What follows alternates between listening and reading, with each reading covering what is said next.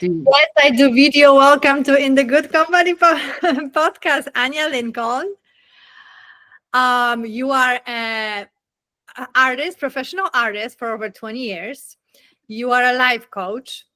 And you are a mom of three and also an author of a very interesting book with the title "I Am: A Guide to Transforming Reality and Creating the Life You Want." Did I miss anything, Anya? No, you've covered pretty much my whole life. I primarily focus right now on teaching this understanding that I wrote in the book about, but I still paint and I still am a mom of three. Good. That's not over.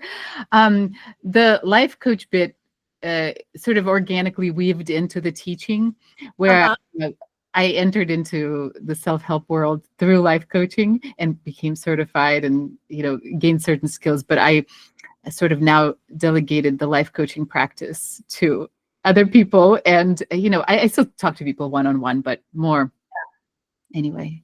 I forgot to add, you are also a TikTok sensation where you teach a lot.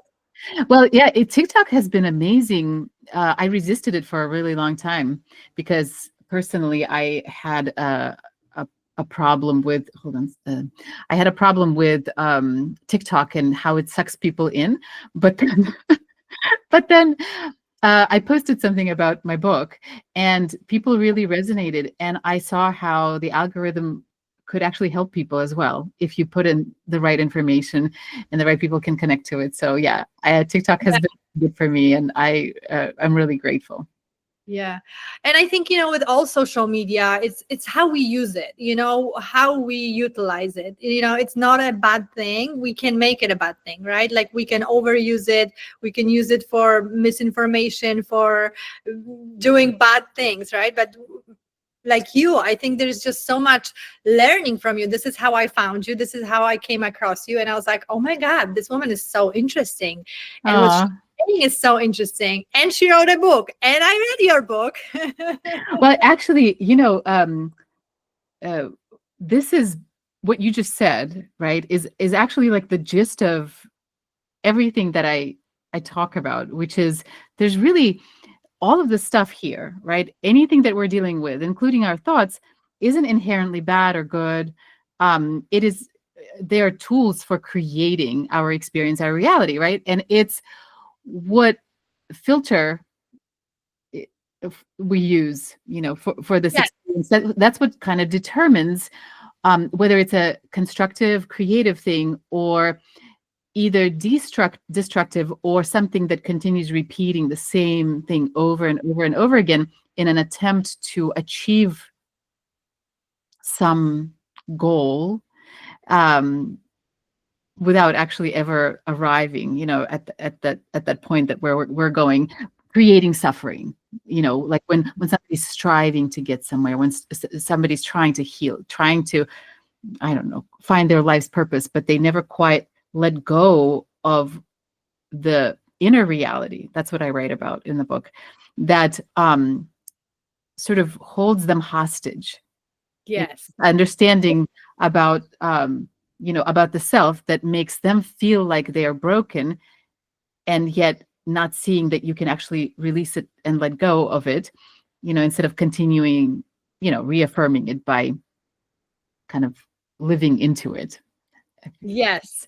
And this is what you called identity, right? Like this is the whole purpose and kind of idea and theory in your book is that we have, and please tell me if I'm wrong, but how I understand it is that we develop this identities based on traumas. And I'm not talking about things that we group of thoughts that we think about ourselves. It goes deeper. It goes to subconscious. And that's what you do in your book. You kind of walk people through, all of us, through different ways to access this deeper identity, not the one we, think here, there in 3D world, but really deeper one. Mm-hmm.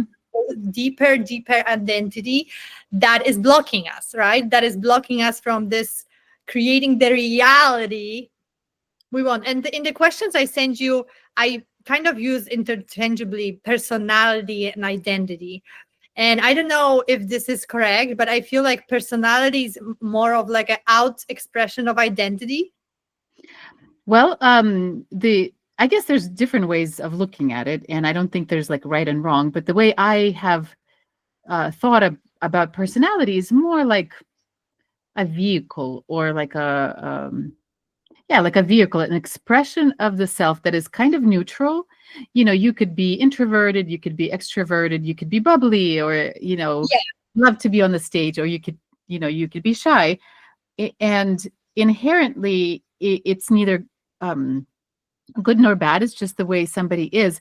But I think identity, as deep subconscious rules and laws of your personal reality, like who you assume you are, then gets expressed and carried by personality. So, Yeah. for example, a person that I'm thinking about right now who loves being on stage, they love being the center of attention.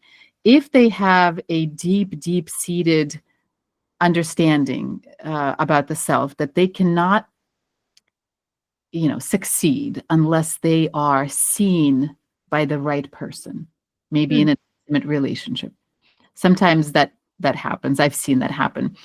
Then they will use their personality of being the center of attention, being a performer, to serve that um, deep inner sense of self, which is also kind of wrapped in or clothed in a sense of pain and discomfort, because it's not comfort. Identity is not a comfortable thing, because Yeah. it's not your true form.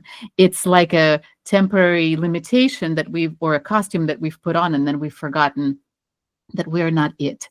So personality can becomes a servant sort of the identity.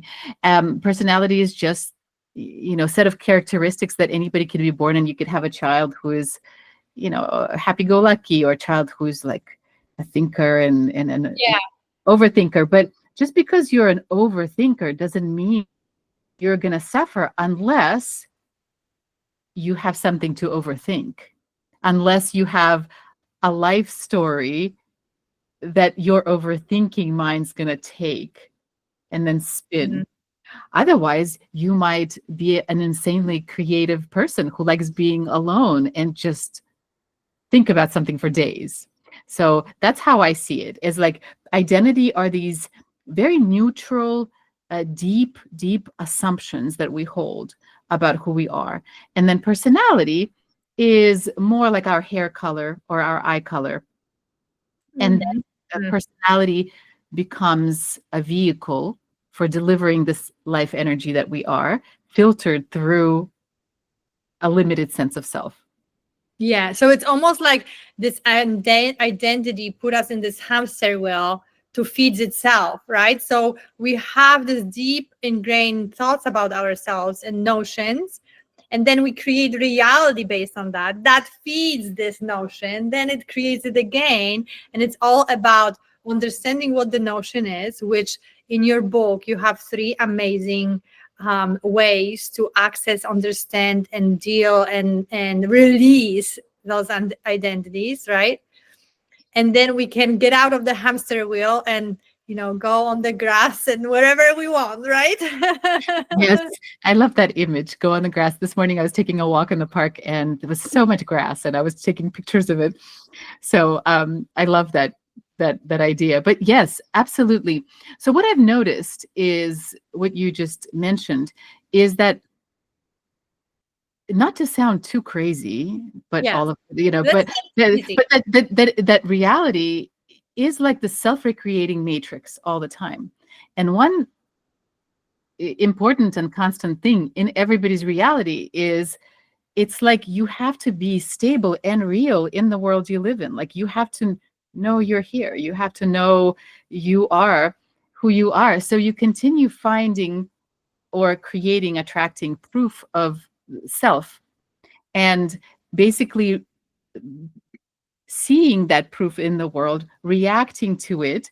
You reaffirm your identity, just like you said, because and that's like one of the biggest ideas that I've explored and then described in the book is that the reason we as human beings, right, repeat patterns like generational patterns, kids repeat parents' patterns, we globally repeat patterns. I mean, look at what we're doing globally, country to country. We're repeating the same war, we're Yeah. repeating the same conflict. We thought, oh my God, Cold War is over. Like, we'll never be in that same place again. Yeah. And then suddenly everything goes back to exactly the way it was because of that cycle of creating change based on reaction. So you see the proof of the problem. You don't see that it's in you. You see the Yeah. proof in the reflection of your identity in your own world. Then you want to fix what you see on the outside by reacting to it, Mm-hmm. but essentially reaffirming or playing into the assumptions and the rules that created the problem in the first place. Just like Einstein said, you cannot fix the problem with the same mind that created it, with the same thinking that created it. And we, because we don't understand that piece about our own consciousness sharing something with the problem, we only see the problem. And then the only avenue of dealing with the problem is reacting to it, squashing Yeah. it, destroying it, or fixing it, instead of saying, oh, that is a reflection of something about me. Yeah, that might be a problem, but let me see where that problem is here. What am I thinking about myself that is creating it? Well, what am I thinking about myself, first of all, that makes that a problem for me? For example, I see a judgmental person, right? Or uh, let me give you like a real example. Yesterday, I saw somebody who was suffering, like a victim. Uh, Mentality. yes, It's yes. perfect. I just talked to my friend about victim mentality and how we love the victim mentality. Okay, And then, do it. so, and since I've been doing this for so long, it's like peanuts for me now to just like do like this little tiny introspection. And I know that at first it took me a while to get there. But say somebody is suffering in front of me, like I'm thinking the person yesterday is suffering in front of me. And if I'm noticing I am beginning to suffer, right?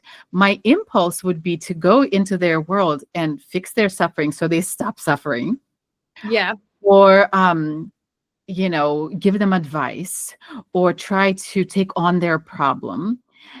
But in the identity approach, I would say, okay, so why is the suffering a problem for me? What would happen to me if I was locked in the room with this person forever and their Mhm. suffering never stopped?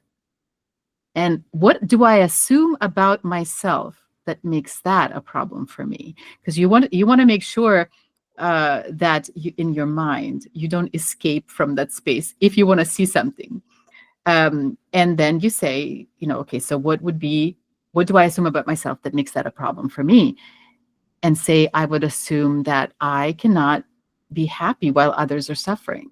Like, that's a very easy one and very common assumption people have, that I am not allowed to be happy while there's suffering in the world, or while there's suffering in my family or with my friends. I believe that I'm abandoning people in their suffering if I don't engage with their suffering. And and why would that be a problem for you? Well, because I don't want to be alone. So what do you assume about yourself in the situation? That you're all alone in the world, and then you can go deeper, deeper, and deeper. And each person might have their own version of an I am statement. I am someone who is not allowed to be happy while others are suffering, or I am someone who is all alone in the world. It could be your own version of that inner setting that you then acknowledge, feel, and you say, well, that's an interesting filter to look at life through. But what if it's not true? Who would I be without that thought? And you actually do the work, and I, talk about it in more Yeah. detail in the book. You start imagining or trying to see life outside of that filter and that definition. For example, when I look at my person yesterday, And suddenly I was like, oh, I'm getting caught up in co-suffering. And also feeling like if I don't fix it, they're going to keep suffering. They will never be happy, so they'll never love me. I mean, it's always very, very basic, when Yeah. it's It's your like, I'm identity. not lovable. I'm not enough. I'm not And, enough. I'm not lovable. and so I'm not yesterday, me, which came for me. And I'm not lovable came for me, for example. mm, And I thought me, which was so interesting. But I want to tell you what happened after I did your work. Yeah. So it's kind of like asking these questions and going deeper, right? To get to this one sentence statement, right? well, you want to boil it down to something really, really simple that describes and fits that inner feeling that you have inside. So often, using an example of the suffering person from yesterday, the Yeah. inner feeling that you carry inside of you that often does not have a definition, does not have words attached to it. It's just like a little anxiety in the background. You don't even know it's there because you've lived with it. The that that is that feeling of that identity, that story, that definition that you carry inside. And often that feeling actually shows up in many other different places. It doesn't just show up with the suffering person. It's going to show up with the kids. It's going to show up when you're writing your book or editing your podcast, as an anxiety. And then you boil the statement down to the simplest way you can describe or give voice to this feeling. And because then it's easy to uh, release it. You don't want to release like a war and peace. That's too much. A whole new rule, right? Of you want to. You don't just want to narrow down. It is kind of narrow. Usually, it's very, very simple. It's like a few words. It's a few ideas about the self. Who am I? Where my power comes from. Um, am I lovable or not lovable? Or what is even that based on? Do I Mm. have to be lovable? Why? Why do I have to be lovable? Is it what happens to me if I'm not lovable? Like, what will I lose in the process Mhm. if I am in an unlovable form, for Yeah. example, right? And so then like you said, you boil it down to a very simple statement that feels like it lands, like it's, oh, I felt this way since I was 7. And you release it. And then after you release it, you usually have some sort of clarity or seeing. And I'm curious to hear about what you what you saw. But then what happens is that you rinse and repeat. You continue practicing that presence as you expand your life further and further in Mhm. from that place. And to tell you the truth, I think there's layers to identity. We don't just have, it's always this one point, but there's branches to it or layers to it. And this is what I've experienced encountering different uh, Yeah. things, different problems, different relationships in my life. Mhm. Yeah. So it's definitely, I even see now when you said that, I even see now that it's kind of like this new muscle, a little bit of the new muscle I discovered that it will need to be practiced. And sometimes, and I see that also already some tests came up to like against that muscle. But the long story short is when I started, because what you recommend, one of the techniques, right? You showed 3 techniques, and one of the techniques is pick up the area in your life that doesn't work, why it doesn't work, kind of analyze it and say, okay, who would you be if it worked? Who would you be if it didn't work? What if you would never ever get it, what you want, right? What you desire in that area of your life. So I did that, all that in one of the areas of my life, and what came up is I'm not lovable. Mm. And I think that something interesting that you point out in the book is not to, because when you say, and right away my first thought was to go to opposite, right? I'm lovable, but no, it's about kind of sitting with it and slowly releasing it and sitting in the space of nothing, right? Like I release this I'm not lovable, but I don't have to replace it with lovable or other way, and I don't even want to do it. So I did that, which was to be honest, I have this like body experience of like relief, like gigantic relief. And I was like, okay, it's kind of like I accepted it, but also let it go, that it doesn't have to be that. And then I started in the morning thinking like, not I am lovable, but I am love, like I am not only lovable, but I'm love. And after that, I had this beautiful, like literally 2 days after, beautiful weekend. My kids went for a volleyball, my girls went for a volleyball tournament, and I had a whole weekend of for myself. And I did just so much self-love towards me. And I think it was just connected of releasing I'm not lovable. And first love that I have to experience is the one from me, because I don't want to outsource it, right? So I had the whole weekend of meditating, mask, my favorite show, mocktail, and like healthy stuff, not the toxic self-love. And I went to my favorite boutique, and I went for my favorite coffee with one of my favorite friends, to my favorite restaurant. And I didn't make reservation, but the wait was like 20 minutes. It was just magical. But then I also noticed that like some men are flirting with me, and this, like, it's not love, but it's like, it was just like a really experience of like, because I released this, I made space for something new, right? And I think it was just such a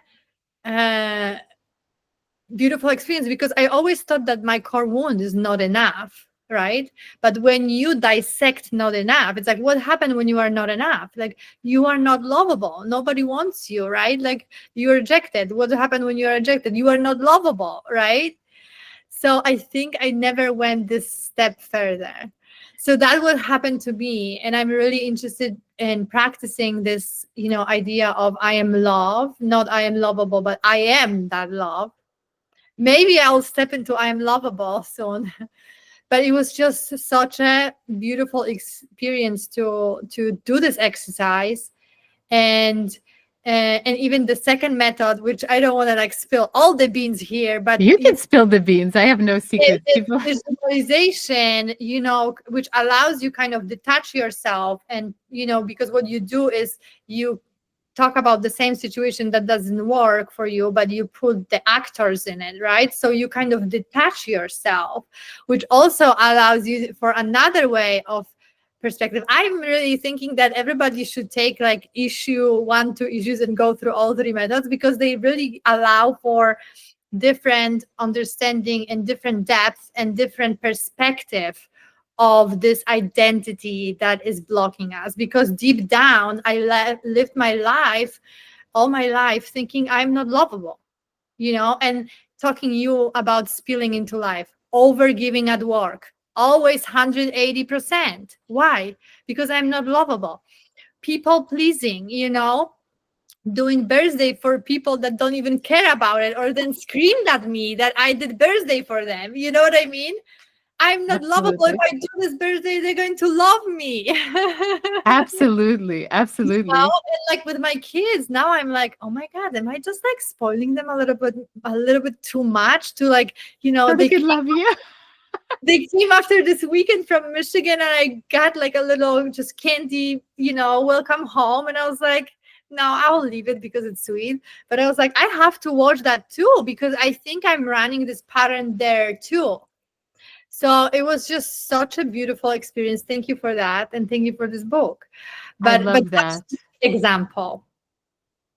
Let me know if you have any comments or any thoughts. Well, first of all, I want to say that what you experienced during the weekend is absolutely lovely. And you did sounds like you did great work, and you got to the core of that, because that's my experience, and that's the experience of people who do this work and go that one extra step, right? And the reason, so in reason in traditional therapy or coaching, we don't get there this fast is because of this understanding that I describe in the book. We keep looking out there. Like we assume like this is Yes. the way it is. And so the Trauma, reversal, the relationships, yes, right? yes, yes. And the reversal of the process is what allows for this undoing of what actually matters, and that sort of wall between us and our real life's flow and experience, which actually, what sounds like you fell into it, and you interestingly, the mind still remembers that, look, I think I'm supposed to be lovable, like, or I'm supposed to, maybe eventually I'll get to the lovable. And here your life experiences, like men are like, goo goo eyes over you. And then your friend is loving you and life is loving you. And your own, yeah, your own life is making space for you to celebrate who you are with mocktails and beautiful, healthy things. So I just want to say that I think you've dropped into that place where you're one with yourself, and in that place, really, first of all, you are lovable already by definition. But the mind, and that's the whole thing. Like, that's the tricky part, is the muscle to practice is not really. Uh, we don't practice to make it stronger. We practice to get it to relax, right? That's good. Make space. Right. It's like, it's okay. You don't like, I'm already that. Like, and then the mind's going to eventually step back and is going to start describing your experience, saying, look at Anna, or Anna. How do you say your name? It's Anna. Anna. Look at Anna. She, look how lovable she is. Yeah. And then if, and there will be situations like this, you're going to walk into the room and you're feeling yourself, you're feeling lovable, and someone looks at you, like this one guy looked at me and says, I just don't like you. And then you look at them and you don't lose that connection to yourself at all. And you see that they are in the world of their own thinking, looking at you through the prism of their own conditioning, and it has nothing to do with you. Mm-hmm. Or you're a human being, you might do something, quote unquote, unlovable. Like, I do that with my kids all the time. I make mistakes all the time. The other day, I saw my teenage daughter after she was gone for 2 weeks. And right after, like, I saw her, she's smiling, coming at me, and I said something critical before I said hello. Like, it just slipped out of my mouth. And I had this feel, and this was like a week ago. And I'm like this TikTok, like you said, TikTok guru teaching people about love and spirituality. And I just said something and I could see that I hurt her feelings. And this grounding, I didn't lose it in me. I was able to see how confusing and confused those words were. And I pulled her aside and I said, Katya, what I just said was really insensitive and I really hurt you and I could see how it affected you. Please forgive me. And she says, okay, mom, she gave me a hug. We moved on. The point is, you still get to be a human being, right? You still might have a moment when you are not quite living in a way that is expressing love in the world for the self or for the other. But you have this seeing, the space that allows you to see the difference between the created experience, right? Like, as in artists say, creating a pot of clay, right? And the creative force which you are. And so when the pot does not come, does not come out quite right because you've just had a bad day, Mm-hmm. you still, know who you are, and you know who your kids are, and you know who your lover is, that if they're getting scared or if they're, I don't know, being critical, you don't necessarily put up with it because Mm-hmm. we can all do better. And you say, no, I don't want to deal with this. I don't have to interact with this in this old way. But I'm also, you might have the space to be just present. That's what happens to me a lot right now in my daily life, is where people would say, oh, this is bad, this is toxic, or this is, I don't know. Like the other day, somebody was lying. And it used to be a really big trigger for me when people lied. And now that I could trust my own experience, Mm-hmm. and I see that, say, lies are their identity's way or their personality's way of handling reality based on these flawed assumptions about themselves that they hold. Maybe Mm-hmm. that they have to be in control all the time, or maybe that they, yeah, they have to be in control and that they're not safe. And so they're making up a story to create a sense of control. I still might not like marry this person, but I will sit with them patiently, because I don't, their unconsciousness, as I call it, right? Their blindness isn't a threat to me anymore. Mm-hmm. Even my own blindness is not a threat to me anymore. Because Or before, mm-hmm. the last thing I want to say is that before, with the example of kids, right? Before I would say something because I'm smart, you're smart.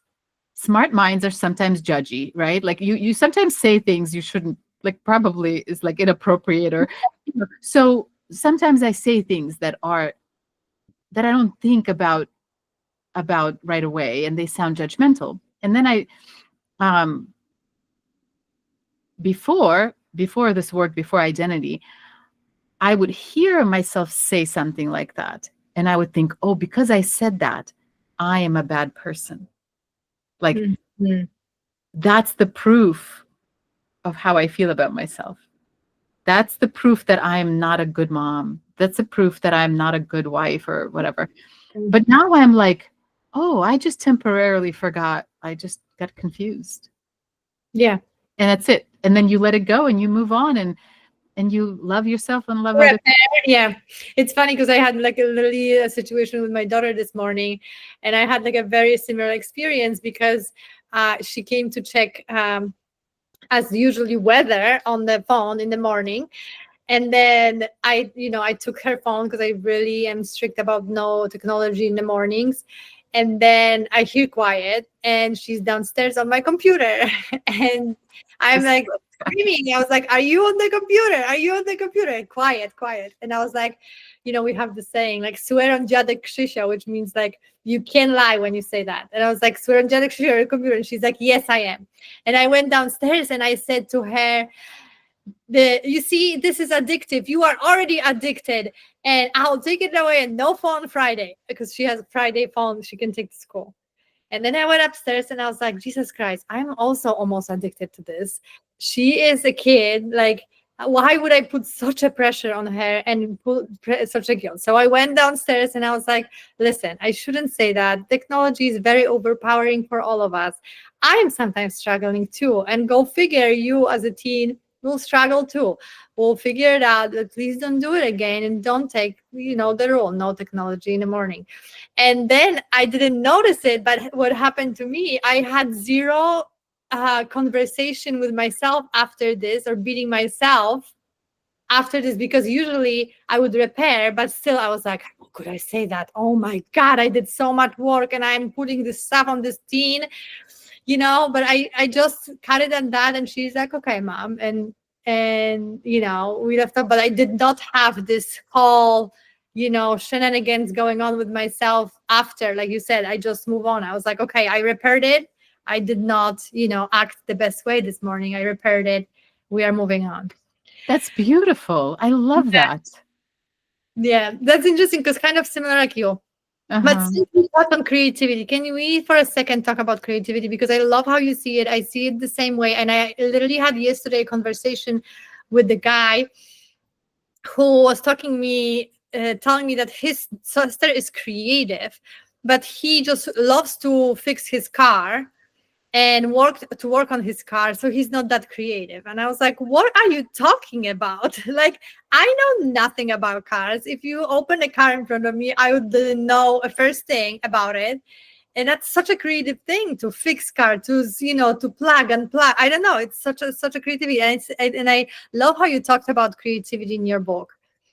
Yeah, I love creativity. I mean, obviously, I went into a creative field Yeah. by traditional like definition right away. But in my book, I say, I one of the first points I make is that the creativity that I'm talking about, meaning creating almost like I'm imagining a spiral right now. I don't talk about a spiral in the book, but like expanding consciousness, expanding experience, creating something new, Yeah.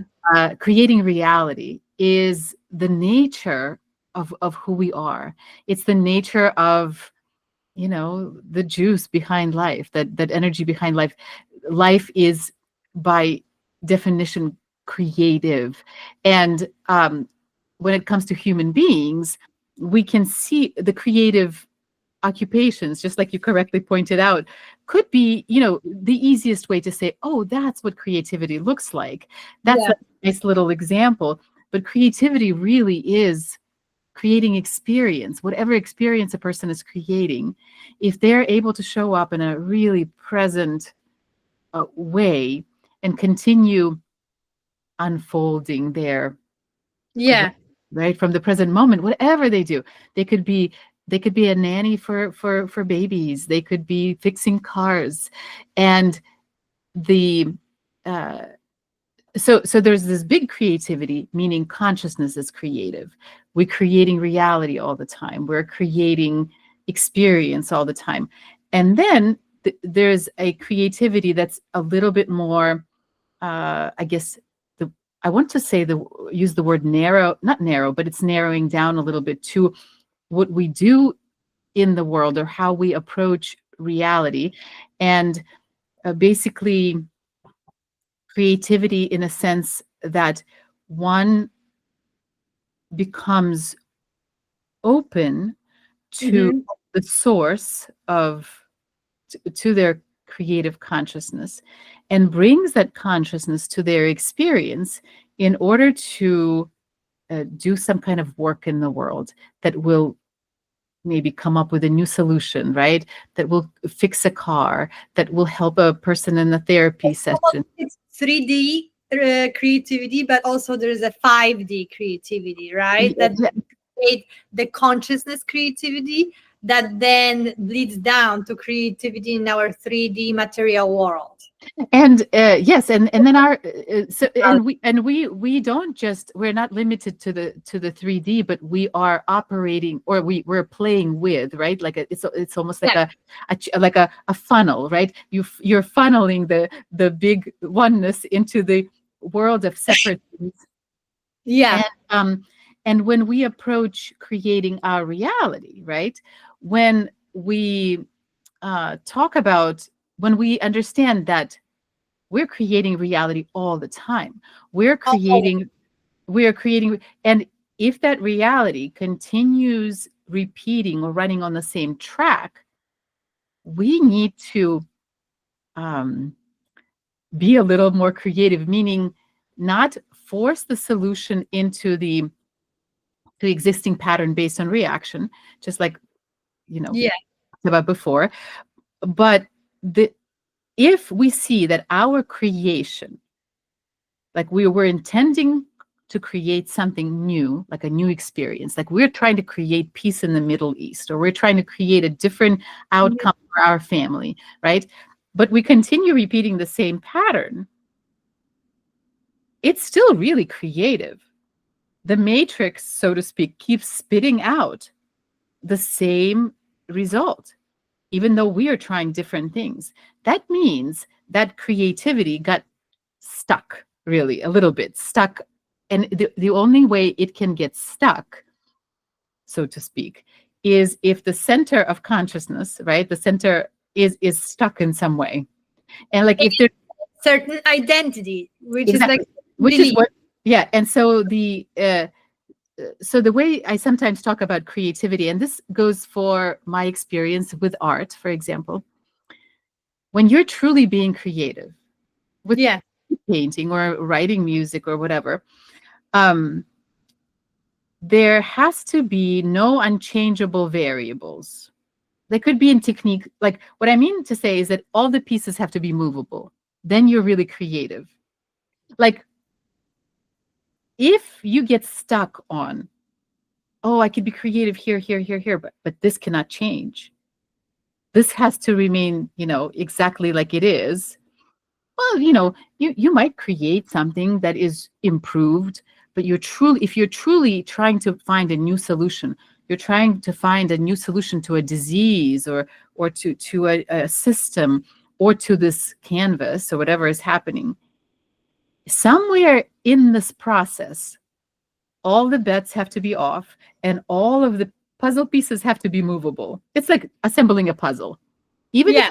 you put the same corner piece in the same place, first you scramble it all up and then you're like, okay, well, let's start over. Let's start from scratch. That's Yeah. what true creativity is. And what happens in our life is that we say, okay, we have all of these variables. Here's money, here's relationships, here's approval, here's da da da da da. But this cannot be touched. My sense of self is immovable. But because that sense of self is also created through thought, Oh, got it. also created through thought, right? It's a creation. It's not who you are. So I am how these parts can change and be better if this part stays the same. it, and it's a big part because it's like, one of those stakes that people tie dogs or cows or not cows, but like goats to, right? Like you put it in the middle and there's a rope and your animal is running in circles and this only can go Mm, as far as the circumference of the rope. Yeah, in between here, they could do all kinds of dance moves, but they're not free. That's mhm. human consciousness. If I start solving a problem from a place that is made up, limited, scared, that's an important part because another part about creativity, right? Creativity does not uh, operate where there is a survival fear. Now, you can be in survival mode and you could still be creative. I've been there, but the the point is when your consciousness is identified with something that has to fight for its survival, Yes. right? The creativity becomes limited or squashed because survival supersedes creativity. Like you Yeah. have to first run away from the bear, then you can be creative. Hmm. The interesting thing is that the consciousness, like if you imagine this juice of consciousness, this beautiful oneness, the soup of all possibilities, when it identifies, when it says, oh, I am the body, then it can experience the fear of survival. But if the consciousness realizes its nature, Hmm. true, free, creative nature, your consciousness can never be killed.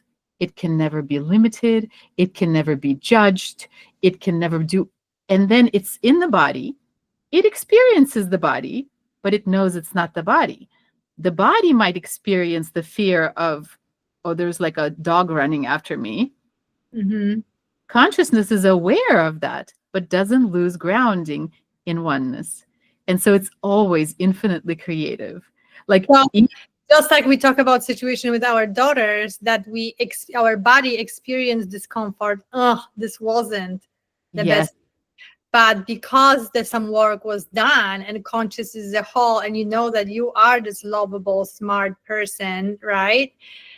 It wasn't affected that much, right? So there was still experience in body, but then consciousness wasn't affected overall, and you were not affected overall or sidetracked by it because consciousness know that it's, just a moment of experience, and the consciousness is whole, and I am a whole. that's true. And that's actually why people who end up finding impossible solutions in impossible situations, like, oh, the plane's crashing and the pilot is like calm, like they're aware how bad the situation is. But for some reason, a part of their mind is not hijacked by that situation. And so they're able to think outside, they're able to reach outside of the current scared mind, right? For solutions. This is why you could sit. I've been in these situations where somebody in front of me was suicidal, right? And it was somebody close to me. And there was a part of me, my personality, my human self, that was feeling very scared, Mm-hmm. very high stakes. And then there was a part of me, that observer mind, like the spiritual Yeah. people talk about, right? That is looking at this and is saying, you know what? Yeah, this feels urgent. Here in the moment, it feels survival based. But there's also this awareness and the presence that's allowing me to just be with this and continue listening for wisdom.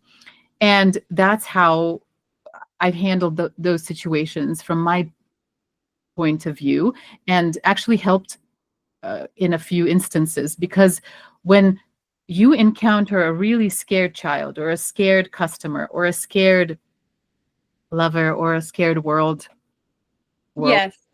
right? And you understand you're not blind to the fear. You're also a human being, but you are able to not be attached or identified with that fear, where your whole self goes into the defense mode. Then you are able to be the source or the center of something new. Yeah, or creativity. Creativity, exactly, creativity. And so your car mechanic, right? Like when they go, it just might be they might be doing mechanical things, in sense, like it's not like they're reinventing the wheel, but they could be so connected to their car, to their customer, to the Yeah. love, to the service. Which, by the way, you talked about purpose, right? Yeah, Life that's purpose. how you beautifully talk about purpose. I never heard that before. Um, yeah, if we can tap into that. Oh, I love talking about purpose, because honestly, this is something that obviously I only talk about things that I've experienced, but this was one of the most surprising and kind of fun things to discover, is that there's this sort of mental image, like our mind takes Polaroid shots of like what our purpose is supposed to be like. When I was a kid, for example, I walked into a church, and I in the Soviet Union, when where I grew up, the and they were reading something from the Bible, and it was a story about Jesus being lost in Jerusalem when he was 12, and I was like 11 at that time, or something, maybe 7 to 11. I forgot exactly what age. And the story said that he was found later by his parents teaching the teachers the in the temple. And I remember thinking to myself, that's what I'm going to be doing when I grow up. I mean, not be Jesus, but teach the teachers, and then I kind of like let it go, because I had no way of connecting how this little girl could be doing this, like that. So the point is, we do have, our mind does like sort of have impressions, right, of what our life or our purpose might look like. However, the mind is not the best guide. Like, let me try to figure out what my life purpose is, like mentally. You're much, much better off connecting to who you are, just like you did doing identity work, right? Or any other work, but dropping into that place of connection, and then just showing up in the world, in your life, Mhm. present with life, in whatever way it shows up for you, and just asking, how can I serve? How can I help? How can I love you more? How can I be, and in that process of connection Mhm. and presence, your purpose, what your energy connects to naturally in the world, and how it serves the world, begins just like doing its thing. It's not Yeah. and then you're like, oh my God, like you just watch it unfold. You watch it happen. And that's what beautifully you say in a book, that the purpose, let me just, I wrote this quote because it really hit me deep. So the purpose is something that we actually witness when we Witness. let creativity be free from our identity.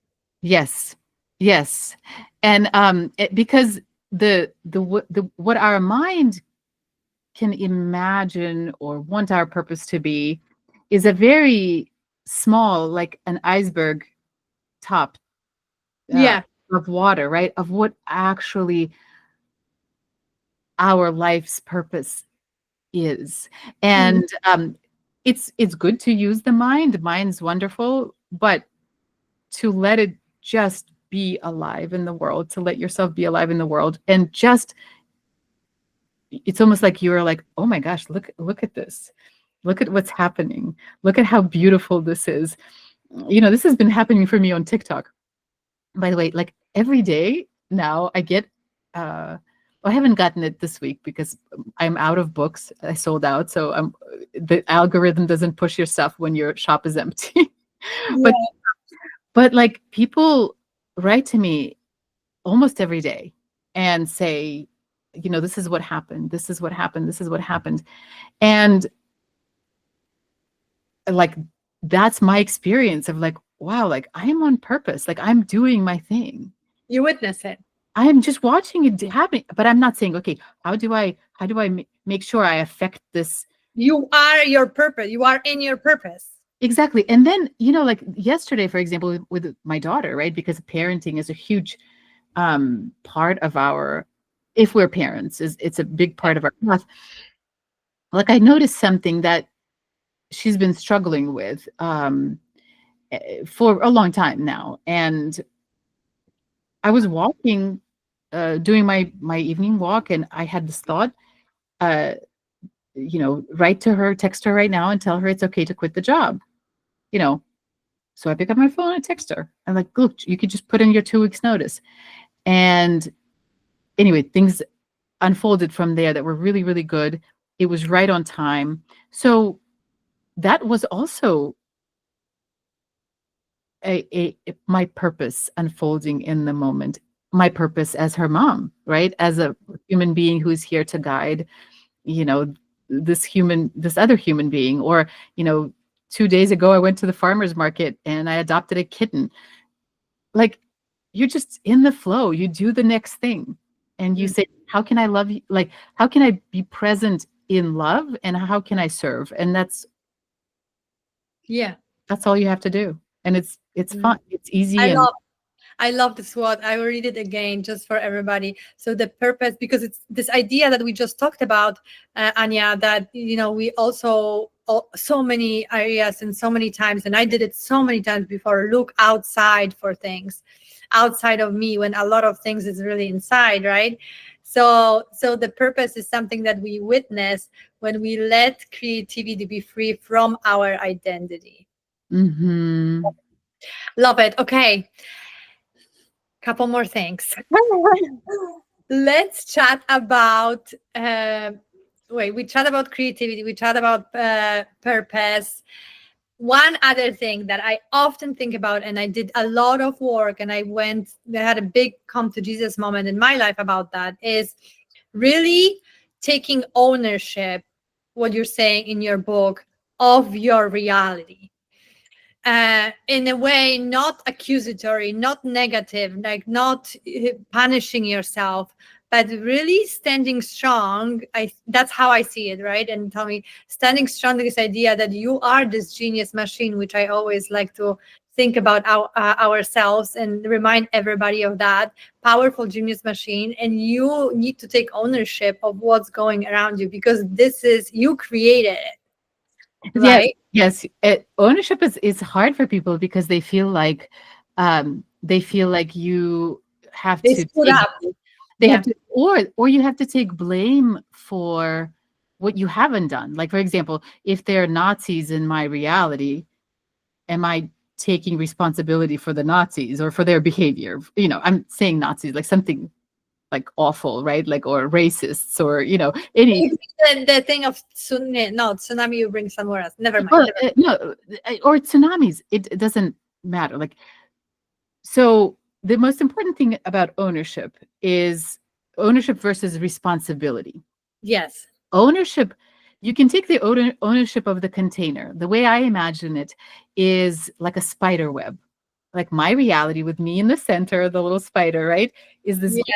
matrix, right? And Yes. and it, let's just say it overlaps with everybody else's, and then we're all collectively are one matrix, but One big spider web. one big spider web. So we take ownership of the consciousness that creates the spider web. What Mhm. gets caught in the spider web, right, is could be different people, different experiences with their own choices, with their own moral codes, with their own responsibilities. So we are never responsible for the choices other people make, right? Or we're never responsible for unconsciousness that somebody else chooses to perpetrate. But we can take ownership of the spider web in which we and them exist, of the shared consciousness, which means it doesn't mean, again, you're not to blame for that. You're not to blame for what is happening, but you are not going to see any kind of transformation in your life unless you start owning the container, saying, okay, I might not, you know, be responsible for that person, that continues cheating on me. That's their choice, that's their responsibility. I'm not to blame for their choices. Their choices are, hurtful, uh, dishonest, or whatever. But if this person continues showing up in my life, if I continue marrying somebody who cheats on me repeatedly, i have to take I have to dig a little bit deeper Into your identity. into the root. And this identity, right, this identity is usually something that you kind of share with them. You guys might be here totally, on these opposite sides of the seesaw, but identities usually, for people who continue connecting, something in their consciousness and their identities connects as well. Mhm. That's not a flaw. It's not a fault. We are all human beings. We all are doing that. Like we fall into it, or we get born into it. We get born into communities and societies and families of people who've forgotten who they are in Yeah. in one way or another. So there's no blame. There's no guilt. It's just ownership. It's just saying, oh, I It's know. actually empowering, right? It's It's very empowering, and if you are brave enough to go that deep, Anna, what you are going to see, right? And I mean, and I say you, but it's like collective you. yeah. What you're going to see is that how innocent unconsciousness really is at the root of even the most awful people, most awful displays of unconsciousness in our world. When you take ownership, you say, you know what, I am this is my life. Okay. So I'm Your reality. my reality. So I'm going to see where I have forgotten who I am based on what I see. When you go that deep and you see that, there's this amazing compassion, and there's no blame. You might be, here on the surface, you might be like, oh, this person is that, there's blame, there's shared, like there's Judgment. Mhm. judgment, whatever.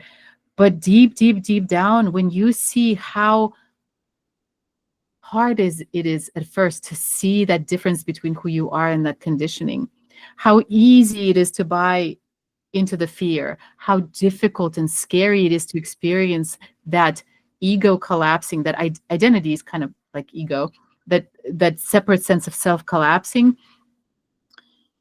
You and you allow yourself to go through that. You look at anybody and you have this compassion, you have this love for people, because you understand how scary it was for you, and you are like enlightened. You've done this, you're doing this for work. but like, what about a person who has never heard of anything like this, or has, you know limited capacity for a self inquiry, and you understand that, um you see how it works.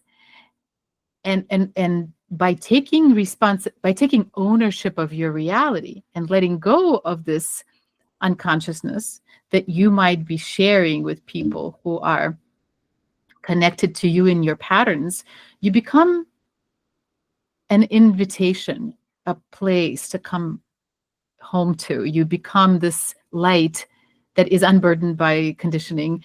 And first of all, your life changes and you're having fun, and other people look at you and you're like, that's possible. I could do this too. Look at her. She let go. Why couldn't I? And I see it in my life all the time. All the time. Mhm. People I have never even thought as the ones watching me write to me later, like from my personal connections, personal Facebook, and say, wow, like you're really inspiring me, or like I didn't think this was possible, but you're doing it. And I don't know, that's how we change the world. Yeah. Yeah. Yeah. Love it. Oh, Anya, we could talk forever. But we have to go. So please tell everybody. Oh, before that, I always ask my guests about something that they are inspired by, that help them in their life, parenting, business. Is it app? Is it book? Is it podcast? Anything that pops into your mind right away, any practice that pops to you, or you want to share, that is something that is kind of, expanding, helping in your life in any area of it. Okay. I've thought about it, and at different I points. people don't. I forgot I sent you this question because I like to be very organic, intuitive. Well, you will be happy to know that I thought about it, did not come up with a lot, but now that you just said it, I just realized something Something pop up. something Okay. organic did come up. I swear by do nothing time, like taking time to do absolutely nothing intentionally. I do it on walks. I go I for think a you walk. talk about it in your book, right? Or I did you think talk about I think so, but now I'm doing it like even more. I go for walks, maybe sometimes 2 hours a day. I get up earlier so I could go and walk. And I just, if I want to talk to myself, I talk to myself. If I let my mind wander, and that skyrockets my creativity. So doing nothing. Doing nothing intentionally, not like doing nothing scrolling on your phone. The mind has to be free to bounce around. So you want to make sure the mind is not preoccupied with one thing. Like Yes. it could be dancing, it could be walking. I love walking because it gives my body something to do, and it sort of gives my mind to like things to look at. Yeah. But that is, I get so much more accomplished when I take time for something that does not have a goal at the end at all, but Mm-hmm. to let my mind wander. Like out of practical things, that's what I would say. Love it. Love it. Great advice. And then obviously where everybody can find you, where they can get the book. Okay, so the book, and if this is a video, this is what it looks like. It Yeah. is available on Amazon, on Audible. It's available on my website normally, on TikTok Shop. Right now, it's sold out everywhere. The new books are being printed, but there is an ebook version. There is it's available from my website or Amazon. There's an audiobook version from Audible. That could be downloaded at any time. My website is anyalincoln.com. My TikTok is, if you type in my name, you'll find it, but the handle is Love Oneness. I misspelled it, and so it just stayed that way. So, I love it. and then my Instagram is Anya Lincoln. Right now, my next step, and this is going to happen fast, and I think out of all my social media, it's going to be the most helpful. I'm starting a YouTube channel. It's also under my name, and it's going to have everything that I teach in playlists for free. And eventually, where I think I'm going to gather people for payment would be these spaces on Zoom or in person where we could actually get to the questions, like help somebody to actually Like a live live their experience. life. But I want to make this understanding accessible to absolutely everyone. So that's my thing. And so I am on all of these platforms. And anyway, Mm. yeah. Love it. Anya, thank you so much for writing this book. It really transformed, as I showed the example, my life already, and on some level. And I can't wait to dig more into my identity and see what I'm hiding there and what I'm thinking subconsciously about myself deep down, and blocking myself and taking ownership of that.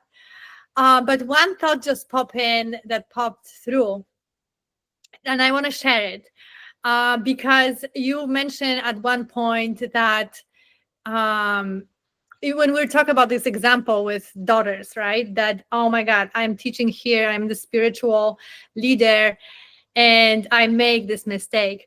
I literally talked to somebody else about it the other day, and I think this new era of world is going to require not the teachers who are standing up high, all above us, and pretend that they are perfect and telling us what to do.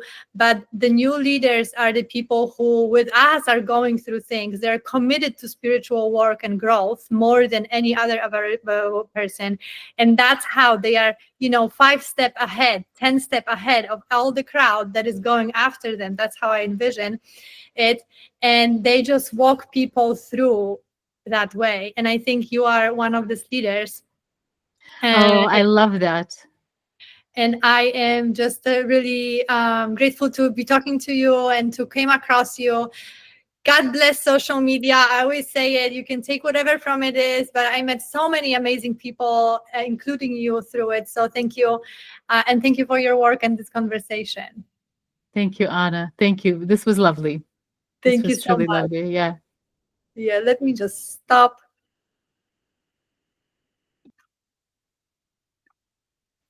Good.